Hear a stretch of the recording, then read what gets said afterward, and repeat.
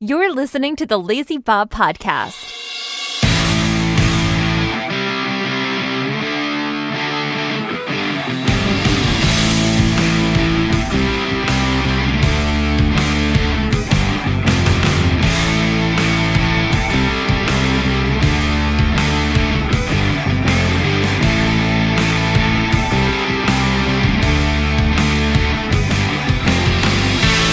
Welcome, everyone, to the Lazy Bob Podcast. I am the Lazy Bob. I wish I could say I was doing good. I wish I could say I was doing great, but I'd be lying to you. I'd be straight up lying. It's amazing after the frustrating weekend that I've had. It's a miracle that I didn't end up murdering. I mean, I deserve a Humanitarian of the World award for just not going ham on somebody this weekend. This weekend was a test. This weekend pushed me to my limit in terms of just absolute stupidity that I had to deal with. I don't know. Again, I don't know how I survived. I don't know how I made it. I shouldn't have made it. I should be either behind bars or restrained to a bed at a mental hospital after the sort of weekend I had. One of the things that I wanted to talk about this week, when I finished up talking about AEW, I immediately started writing down ideas for this podcast, for this week's show. One of the topics I wrote down was to talk about pet peeves. Never in my wildest dreams did I think I would end up having the weekend that I had writing down that idea. I wonder if I kind of set myself up to have the weekend I had because I wrote down that idea. Because one of my pet peeves, one of my biggest pet peeves, the thing that could set me off faster than anything in the world, and this is strictly because I'm a fat kid, doing anything that basically screwing with my food or hindering me from access to my food. If you want an angry Bob, fuck with my food. And yes, I'm cursing right off the bat. Don't care. Mess with my food, and that will get me triggered so freaking hard. I talked a couple of weeks ago about my issues with fast food. I eat a lot of fast food, and I've basically have told myself, screw my 60s. You know, I've come to that conclusion. I like fast food. I'm going to eat it. So screw my 60s. You know, if I die at 55 or a heart attack, well, at least I'll die with a Whopper in my hand, happy. You know, kind of one of those things. I talked about the issue I had at a Burger King recently where they messed up my order, giving me the wrong food. Before I go into their solution and what happened this time around, I'm going to rewind and talk about delivery apps. The one delivery app I used a lot when delivery apps started becoming a thing was Postmates. The reason why I liked Postmates is because you can tip after the fact. A lot of the delivery apps now, they want you to pledge basically a tip ahead of time. And some of them even offered where you can add even more tip later if you're really happy with the service. Postmates, you decide the tip once the food is delivered. And there were times at Postmates where I did not tip. That is an option. There were times where it was so bad I had to wait so long I did not tip. There was one Postmates driver that anytime I got food delivered by him, the food not only smelled, but tasted like his cologne because he bathed himself in it. Like, anytime he brought food, I would have to eat it, then immediately take the garbage out to the dumpster. I could not put it in the garbage can in my apartment, or my apartment would smell like this dude's shitty cologne for the next week. And I couldn't have that.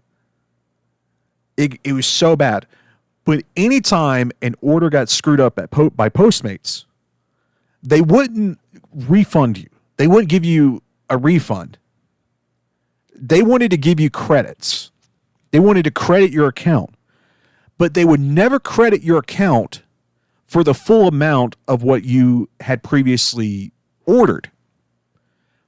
Basically forcing you, if you want to use that credit, you have to order again, but you have to order more than what the credit is for the order to go through. So yes, they're giving you a credit, but they're still making you purchase something else, and they're still making you spend money to make up for the mistake that they made, which is ridiculous.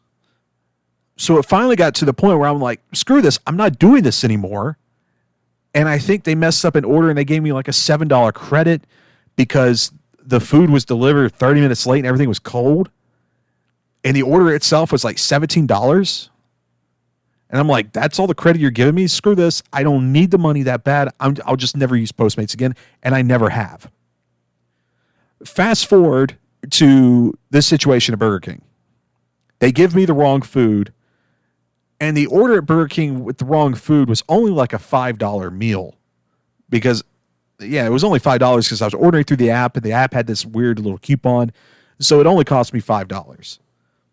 To make up for the mistake, the service person that answered my email applied a $10 coupon credit to my Burger King app. The only way to use that coupon is I had to make an order of at least $10. Now, I may be a fat kid, but I do not eat that much fast food in one go. I don't. I look at people. I have people in my life that judge me about how much fast food I eat. But when I go, it's usually I get just a double cheeseburger and a regular fry and a regular drink.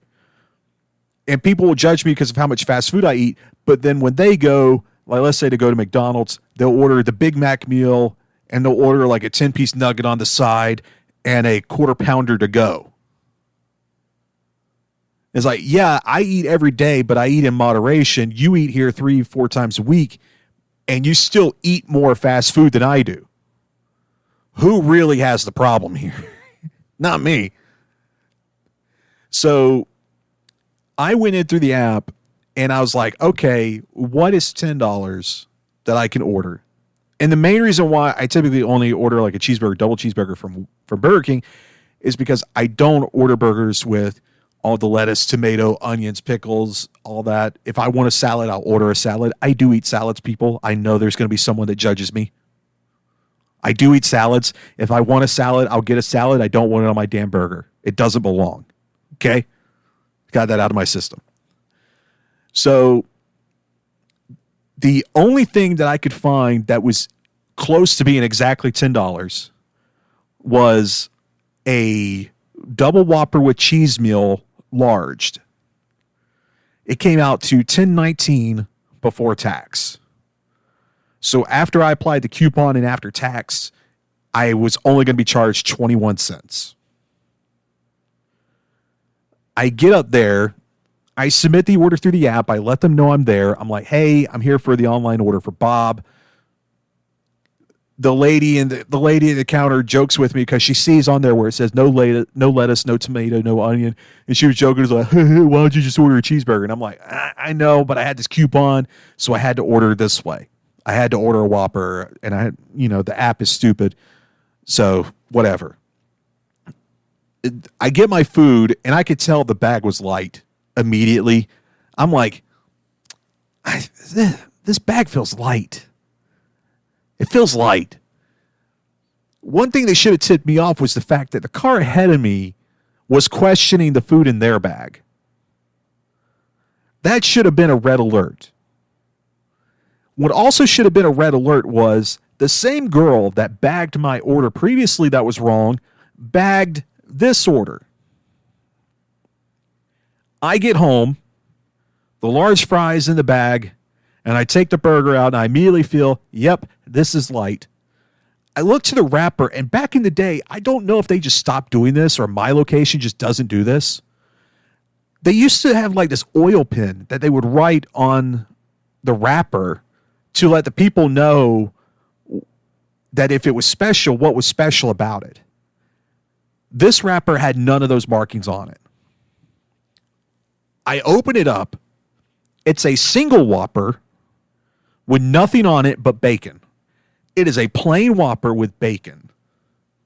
No ketchup, no nothing on it. Absolutely nothing on it. So I obviously file another complaint through the app.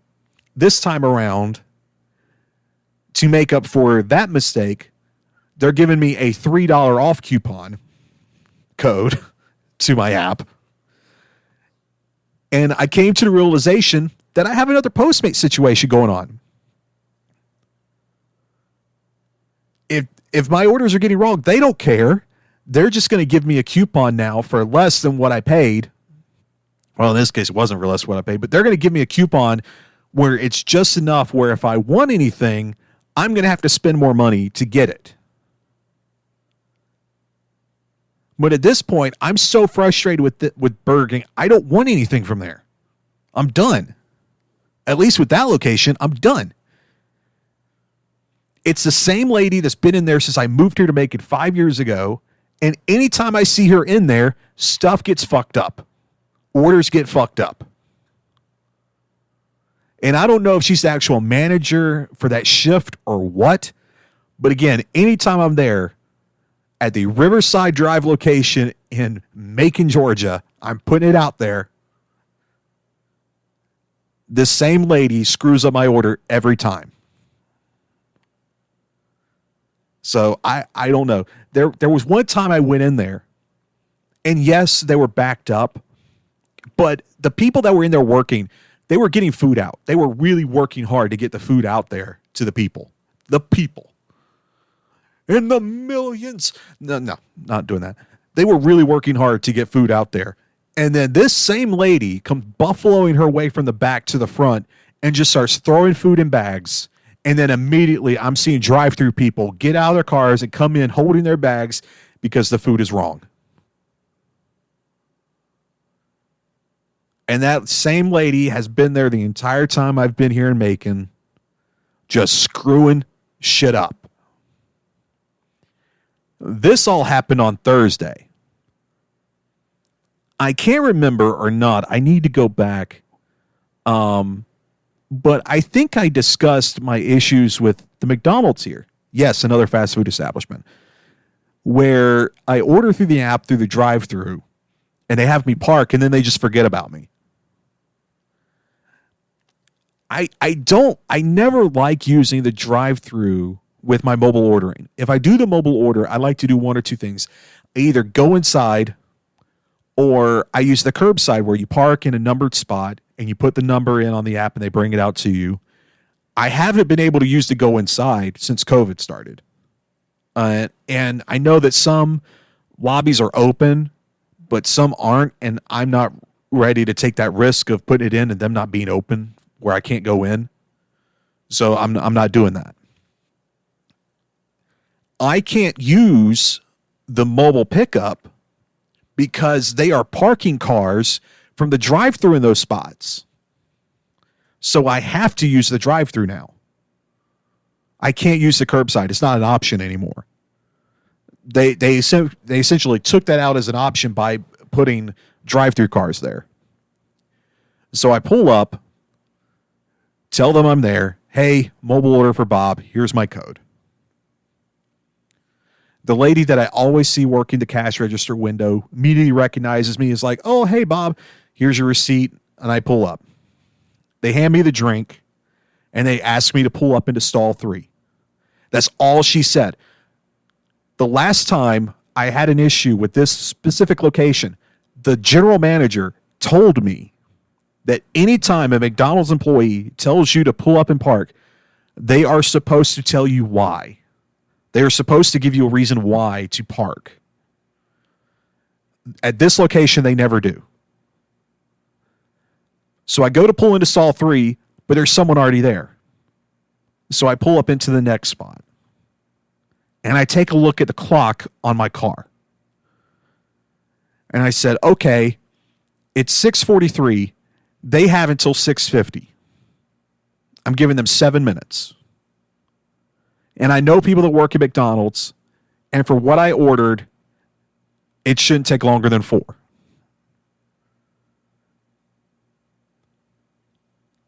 The 7 minutes go by.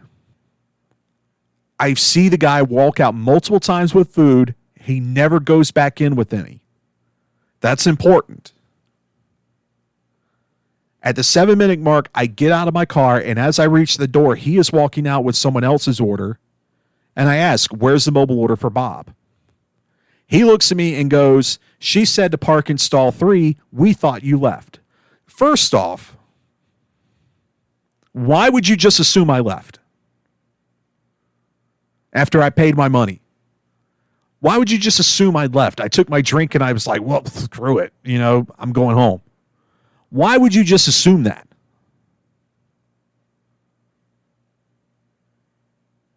And second off, why are you having me park in a spot that's reserved for something else? I watched him bring out food to someone in that spot. So I've had it with that location. Again, Riverside Drive in Macon, Georgia. I'm putting it all out there because I'm freaking tired of it. The Riverside Drive location. It's the location right before you turn on Tom Hill Boulevard off of I-75. I'm done with that location. I'm not going there ever again. I'm done.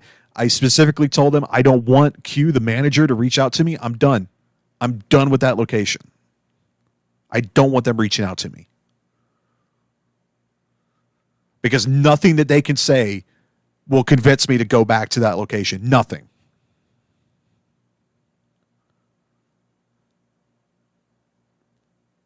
But yet, fast food employees, they want $15 an hour. You're kidding me. So that was Friday.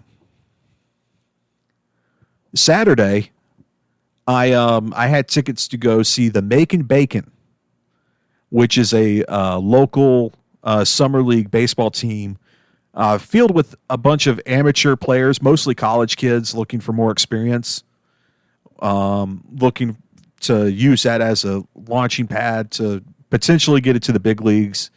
They're not pros. They don't get paid. And the season pretty much only lasts for 2 months. And my team, again, is the Macon Bacon. Funny. We're Macon Bacon. The mascot is a giant piece of bacon called Kevin. Get it? Kevin Bacon. Kevin Bacon was actually supposed to be here in Macon at a game doing a first pitch and teaching everyone how to do the footloose stance. Game got rained out. So they paid all that money. He got paid all that money to just sit in a hotel room all day. Good for him. So I pay for a package where I get multiple games, same seat.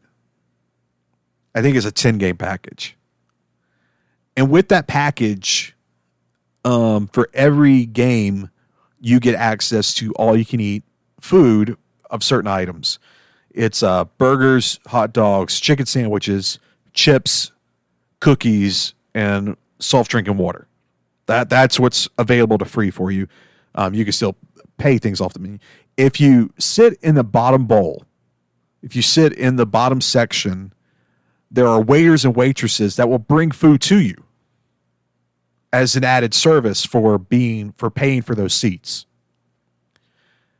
The games are usually 7 o'clock. Gates open an hour early. I get there as the gates open because what I like to do is I like to go through the all-you-can-eat line, get maybe a burger, grab a bag of chips and a Dr. Pepper, and I go straight to my seat.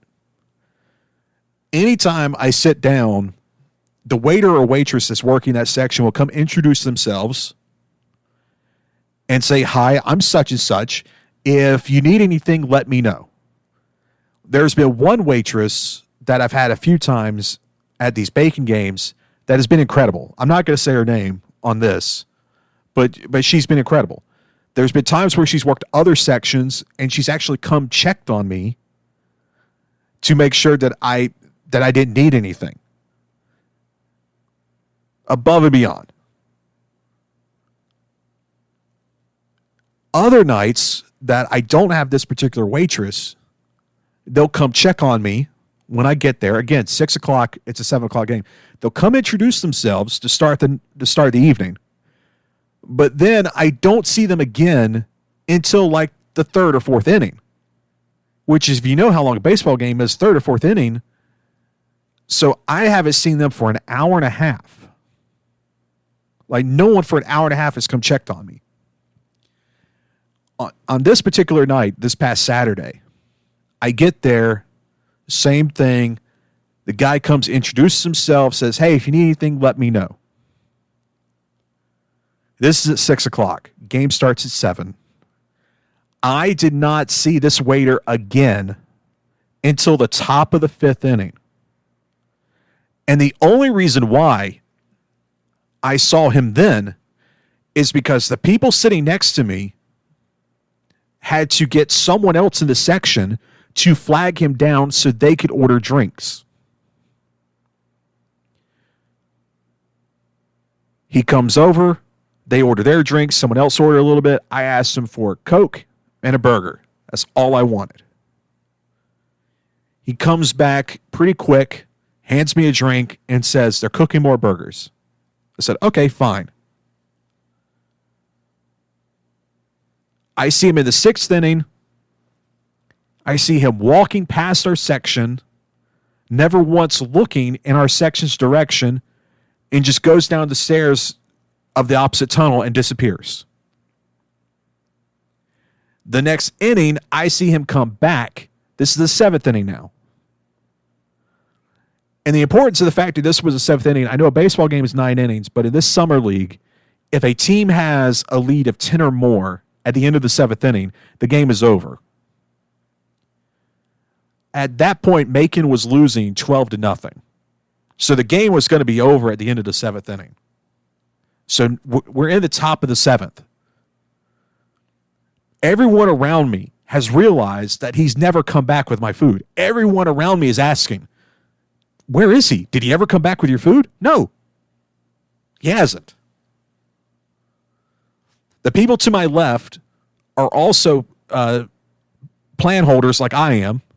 The people to my right have sponsor tickets. They work for one of the sponsors. And they're seeing what I'm going through. They're the ones that had to flag them down so they could order drinks. They work for the frickin' sponsor. And they had to go through that. And I told them, I said, all season long, outside of one waitress, all season long, it's been like this. So top of the 7th, I see him walking back the opposite way from where he came from and the inning before. Again, no intention of stopping. I literally had to just stand up and wave my arms to get his attention.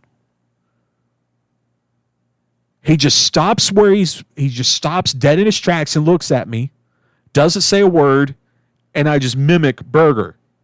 Like I'm holding a burger in front of my face. He comes back a few minutes later, doesn't say a word again, hands me my burger and leaves. Doesn't apologize for the wait, doesn't ask me if I need anything else, doesn't check on anyone else in the section, just hands me my burger, leaves. So at this point, I don't even want it anymore. I'm so pissed at this point. I ate half of it and said, fuck this, I'm leaving. I get up, I go to leave, and I go to walk out of the main tunnel. And who do I see at the main tunnel? I see the boss man and my waiter. The boss man realizes that the game is about to be over. So I hear my waiter go, yeah, I'm going to go through my section to check on everybody one last time. Bitch, you ain't checked on half of us to begin with. You ain't checked on nobody to begin with. I'm going to do one last round through my section to check on everybody.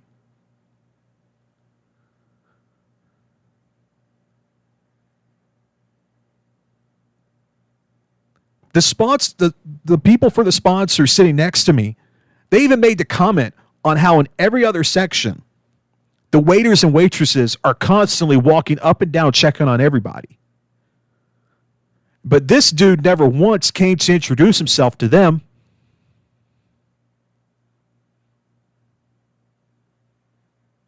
Are you serious? But I guarantee you payday, he's got his hand out. Guarantee you. And I bet he went home wondering why he didn't get more tips that night. Because he sure as hell didn't get one from me.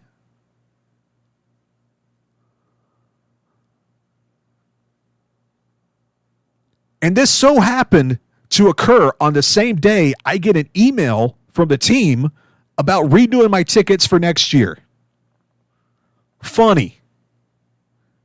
That night, I came home and I sent an immediate response, thanks but no thanks, and you can thank your wait staff.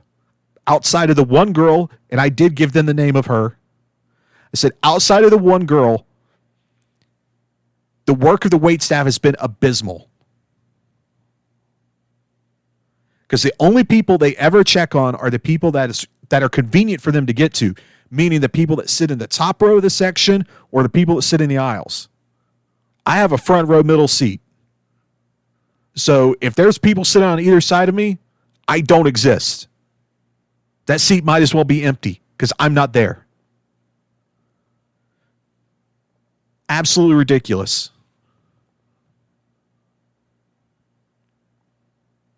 I've worked in customer service now for over 5 years.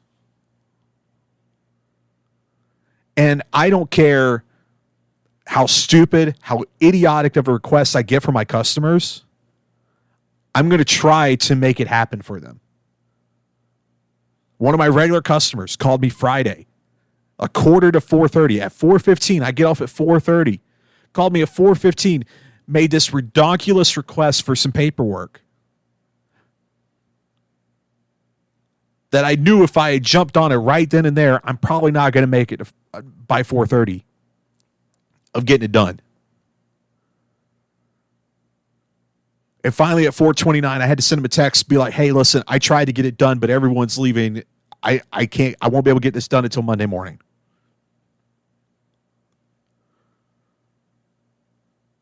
There's no such thing as customer service anymore. It's gone. It's over. Congratulations, everybody. It's over. Everyone now should go into everything with zero expectations so you can no longer be disappointed.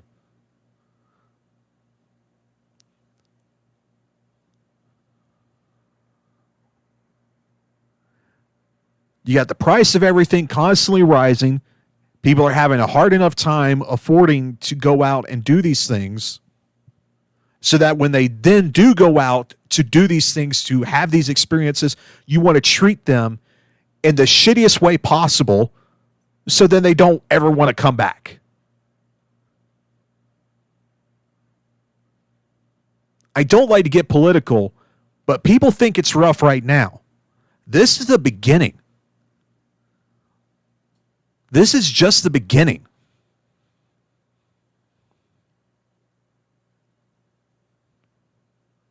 It's going to get worse. So if these companies don't freaking figure out how to start treating their customers better, how to get that customer service back, a lot of these places are screwed. They are absolutely up the creek without a paddle. They are, for a lack of a better word, fucked. And there's a few companies that I will be so happy to watch burn because of how they've treated people the last couple of years.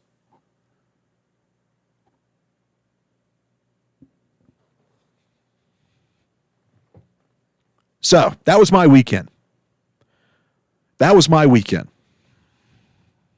not going to get into Sunday. Now I'm in it. Sunday, I I wanted to demo derby someone's car so bad I couldn't freaking stand it. Couldn't stand it.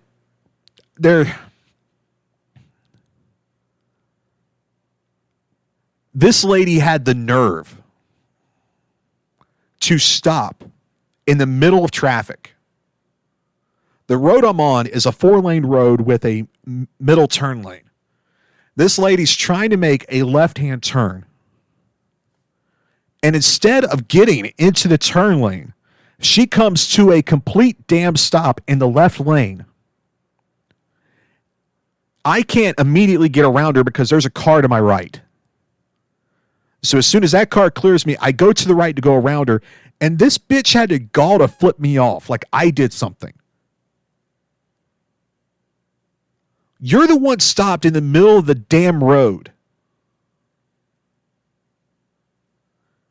And then on my way home from Sunday, I had not one, but 2 people cut me off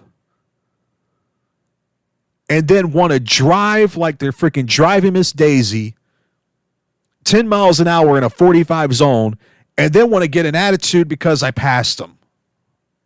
Like as soon as I go to pass them, I could hear their little rubber band motor going vee to try to speed up to catch up to me. Again, I say, it's amazing that I made it out of this weekend alive. It's amazing I didn't wind up in jail. It's amazing I didn't wind up in the fucking loony bin. And I know I'm swearing a lot in this episode. I'm sorry. But it's been one of those weekends. And then, to top it all off, this is a freaking Monday for you.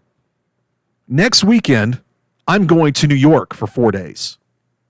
I'm going to go hang out with my buddies. Going to go watch the Braves beat the Mets in a doubleheader, day-night doubleheader. Then I'm going to go see the Beetlejuice musical. Going to go to Broadway. Broadway. I know I'm going to regret that I did that. So I'm getting ready to go on a vacation that I've spent a lot of money on. Get to the office this morning. Everyone I walked into, everyone I talked to is fucking sick. Why? 2 weeks away from me going on vacation, everyone in the office is sick. Why? What did I do to deserve this? What in the world did I do to set the universe on this path to screw me over? What did I do? Can someone please explain this to me?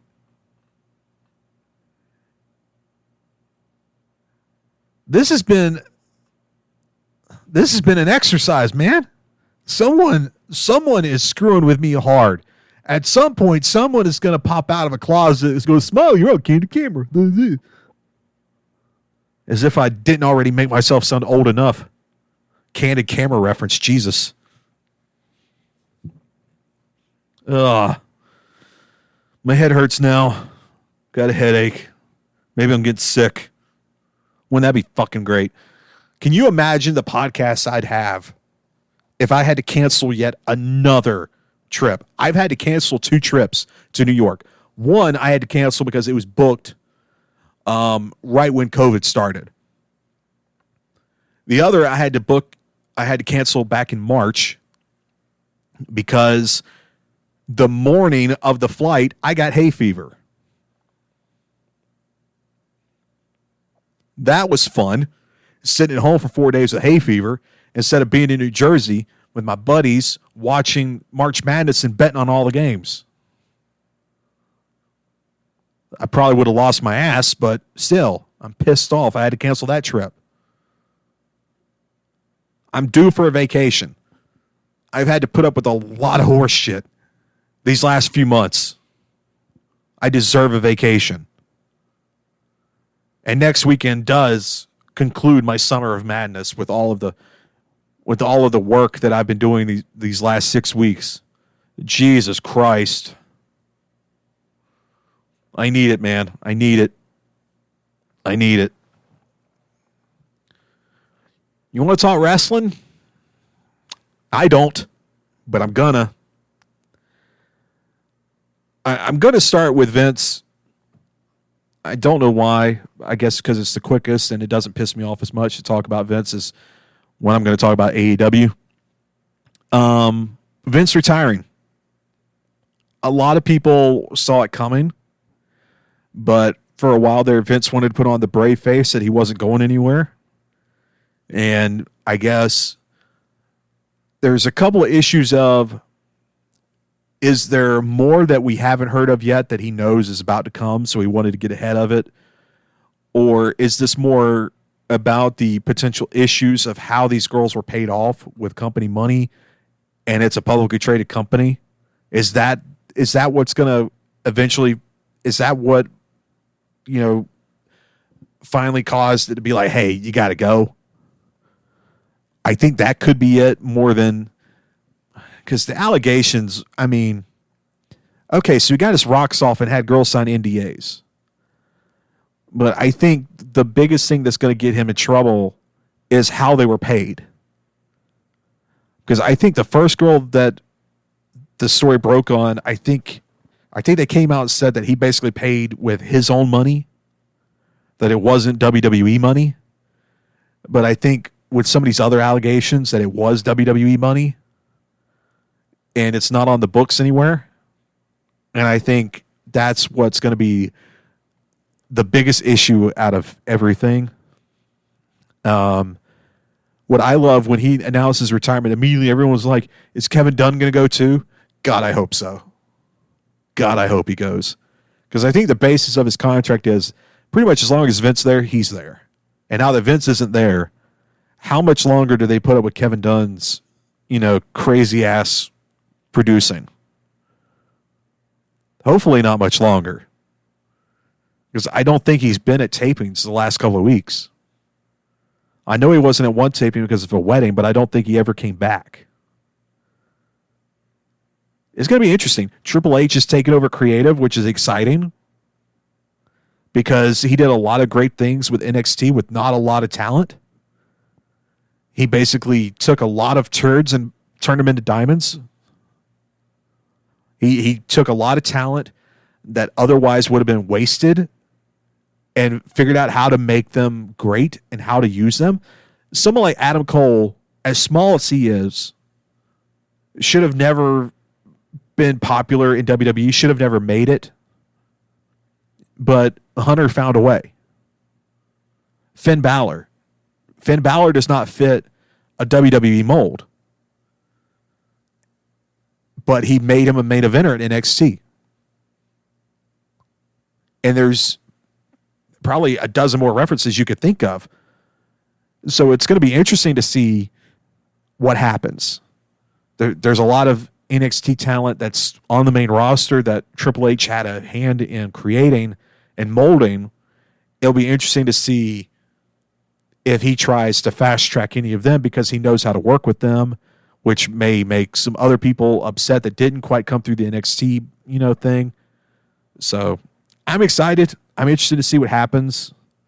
Steph running the company, Triple H in charge of talent or in charge of creative, Bruce Pritchard in charge of talent, and Jeff Jarrett over live events. I think WWE is probably in the best place it can be without Vince there. Like, if you're trying to put together the best team you can without Vince, I think they have the best team possible right now.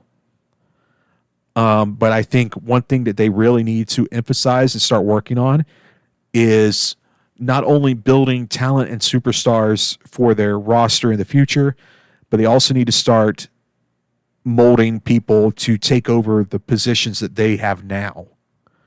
They need to start, recruiting and getting people in places and starting moving them up the ranks, so that when it comes time for them to go, there are people that can move into those roles. And I think that was one of the biggest problems with Vince, was that he was so hands-on and didn't want anyone else to really be over it, that there was a huge question mark on, well, what happens when Vince is gone? There's really nothing in place. There's really no one in place to take that over. But I think in terms of how they've set themselves up now, again, I think they have the best arrangement of people in those big roles that they could possibly do. So I'm excited to see what happens. Obviously, everything's pretty much set in stone with SummerSlam. So there's not going to be a lot of changes this week. I'm pretty confident in that. If anything, the changes will probably come around Survivor Series time. And I wouldn't be shocked if one of the changes that we see is what the rumored change of PG to 14 for Raw on USA. I don't think that there would be a change on SmackDown on Fox, because even during the Attitude Era, SmackDown was always PG on UPN. So I don't think there's going to be much of a change. I don't think they want there to be too big of a change because everyone wants to be like the Attitude Era days. I don't think it could ever go back to that.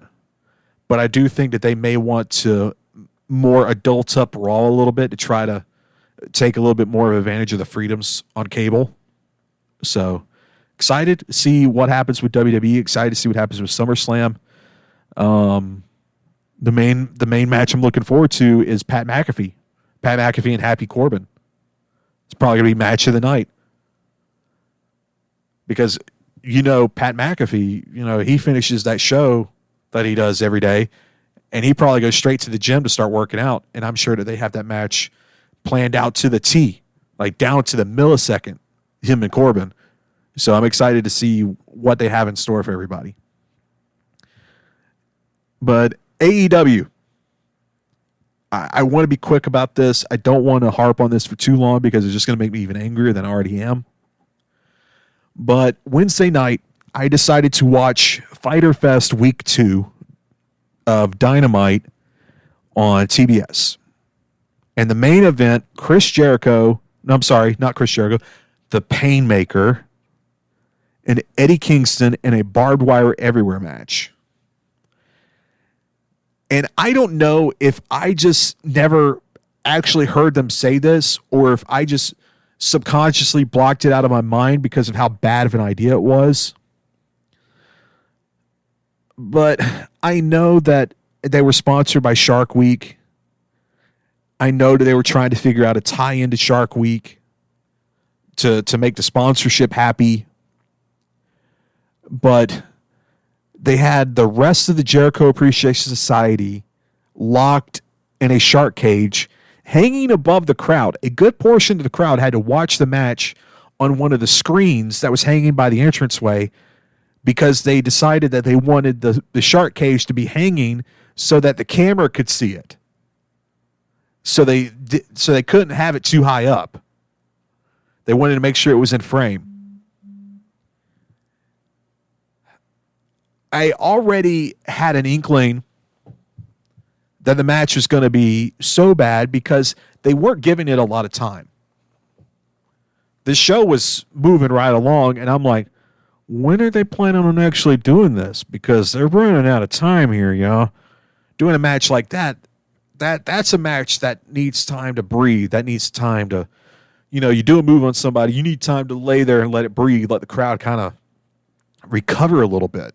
You can't rush one of those kind of matches or it loses its, oh my God, if you're immediately going right into something else. And I had very little faith that this match was going to be good. I lost whatever little faith I had left when they showed Justin Roberts holding a microphone wrapped in barbed wire. Whatever faith I had in that match in AEW was gone immediately when I saw Justin Roberts holding a fucking microphone wrapped in barbed wire. So idiotic, so stupid. And when Kingston came out and I didn't see Justin Roberts making an attempt to leave, I immediately said, they're using the microphone. And guess what?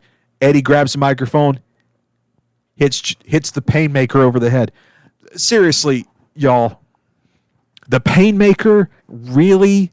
Really? The Painmaker? It's Chris Jericho in shitty clown makeup.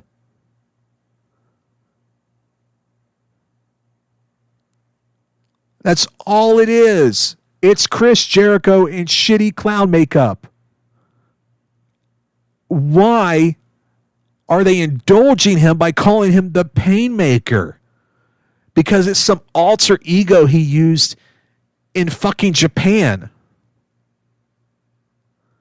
The Painmaker. Ew. And just as I thought, they didn't give it enough time. It's move after move into barbed wire. Nothing mattered anymore. Jericho got his nose broken by the chair. All I could say in the back of my mind was good. Good. Glad he broke his nose on that stupid chair. Doing an idiotic match like this on free television, doing the match at double the speed, Jericho looked so lost in this match. And when they showed Ruby Soho was the one in charge of the shark cage being lowered and lifted, when I didn't see Sammy Guevara or Ty Conti in the cage, telegraphed it. There's going to be a run-in. There's going to be some shenanigans about. And wouldn't you know it, here comes Ty Conti. She attacks Ruby Soho. Anna Jay comes out. I guess she figured out who to sleep with to get more TV time, because she looks like she's trying to convince Ty Conti. He's like, what are you doing? Why are you doing this? And then she just starts beating up on Ruby Soho. Then takes the remote, lowers the shark cage back down. Ty Conti goes over to cage with some key. Don't know where she got the key from. Just some phantom key out of nowhere. Can't get the padlock open, so the guys just squeeze themselves through the bars. Run in, screw over the match. Eddie Kingston loses. So now the Blackpool Fight Club has to come out, fight off the Jericho Appreciation Society. Kingston, who's just lost the match, gets back to his feet as if nothing ever happened, throws Jericho into some more barbed wire, and they immediately fade to black. Jericho gets thrown into barbed wire. Oh, we got to go. Bye. What a fucking company, man. What a company. What a company. And I don't understand their fans talking about how, we're going to be beating WWE in the ratings soon. We're going to be beating them in attendance. We're going to be beating them at pay-per-view buys. When? Not like this, you aren't. I want it to be good. I want it to be good. I want there to be this fight, this competition between the two. But it's never going to happen at this rate. It's never going to happen. Impact at this point had a better chance back in 2005 than AEW has right now. It is god-awful.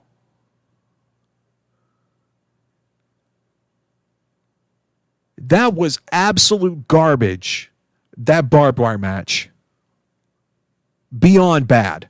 Beyond bad.